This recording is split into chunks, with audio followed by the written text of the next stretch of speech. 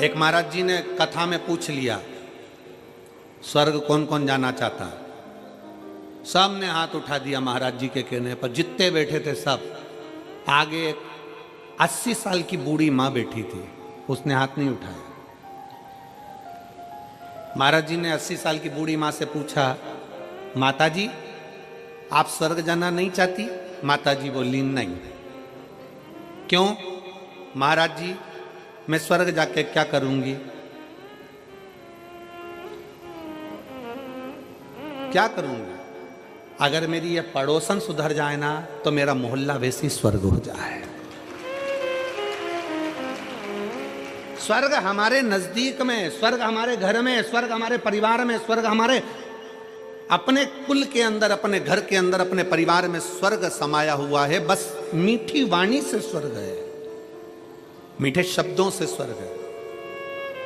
लड्डू बनाया तिल्ली का, गजक बनाई तिल्ली की, खूब शक्कर मिलाई, खूब गुड़ मिलाया, खूब प्रेम से तुमने लड्डू बनाया। पर कई कई घर ऐसे हैं कि लड्डू बनाने में भी कड़वी वाणी का प्रयोग हो जाता है। लड्डू तो बन रहा है पर आपस में इतना झगड़ा चल रहा है कि लड्डू में भी वो वाणी का असर आ गया। जिसने खाया खाते सी गालियां देना चालू, ट्रांसफर हो गया, लड्डू में ही गाली ट्रांसफर हो गई।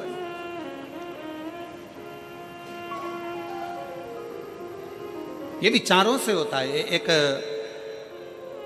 राजा को रात भर नींद नहीं आती थी, बड़ा बेचैन रहता था, बड़ा बेचैन।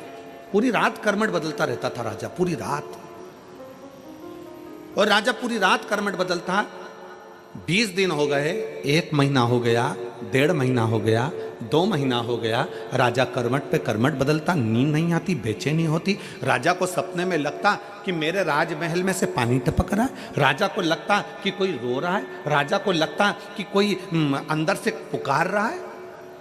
राजा अपने गुरुजी के पास गया, गुरुदेव मुझे समझ में नहीं आता कि मैं राजा हूं, नगर का राज्य मेरे पास में है, पर समझ में नहीं आता कि मुझे लगता है कि मेरे महल टूट गया, उसमें से पानी टपक रहा है, अंदर से कोई रो रहा है। भोजन करता हूं, चित्त नहीं लगता, बेचैनी होती है, अंदर से बहुत बेचैन हो।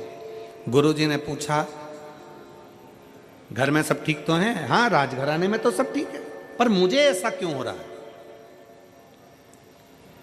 तुम्हारे राजघराने में रानी को भी ऐसा हो रहा है? तो कहा रानी भी अगर भोजन करती है तो चिड़चिड़ करती है, गुस्सा करती है, बेचैन रहती है, बात नहीं करती, बहुत टेंशन में दिखती है, डिप्रेशन में पड़ी रहती है।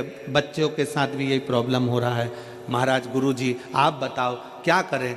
राजा ने कहा कि मैं कल तुम्हारे महल में पहुंचूंगा। राजा महल में गया, जहां भोजन बन रहा था, उस भोजन बनाने वाली माँ से एक स्त्री भोजन बना रही थी, उस स्त्री के पास राजा गया और स्त्री से पूछा, बहन इधर आओ। हाँ महाराज जी, दंडवत प्रणाम।